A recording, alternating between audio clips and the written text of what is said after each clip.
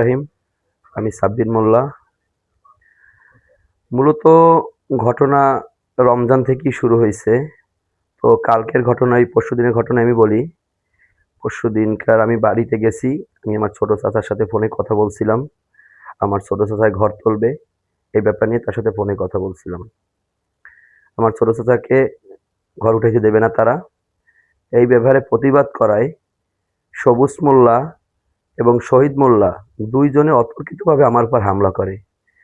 আমি বাঁচার চেষ্টা করি, তখন তার মুখমণ্ডলে আঘাত লাগে।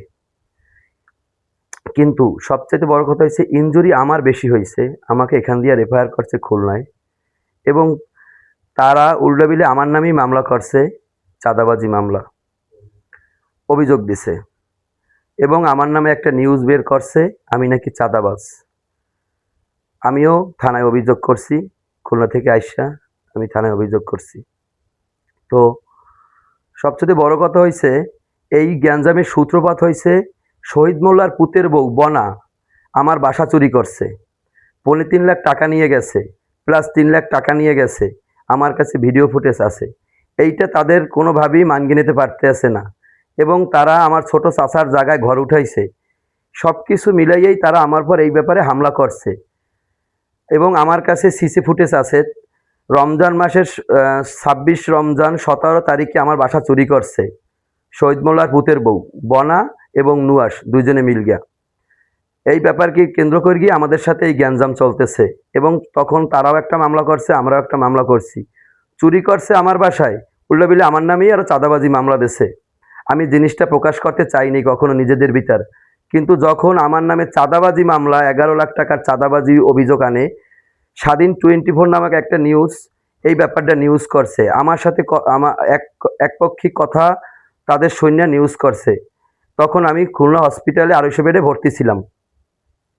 তো যখন আমি দেখতে পাই যে আমার নামে এই চাঁদাবাজি নিউজটা আসছে, তখন আমি এটার প্রতিবাদ জানাই এবং থানায় অভিযোগ করি। আমি এই ব্যাপারে আইনের কাছে সুষ্ঠু বিচার চাই। আসলে আমি চাঁদাবাজ না ব্যবসায়িক? পিরোজপুরের সবাই কম বেশি জানে যে সেই ছোটকাল থেকে কষ্ট করে রাস্তার পাশে ফুটপাতে দোকানদারি করিয়া এখন আল্লাহ এই পর্যায়ে আনছে। আমি যদি চাঁদাবাজ হইতাম তাইলে সবাই টুকটাক জানতো।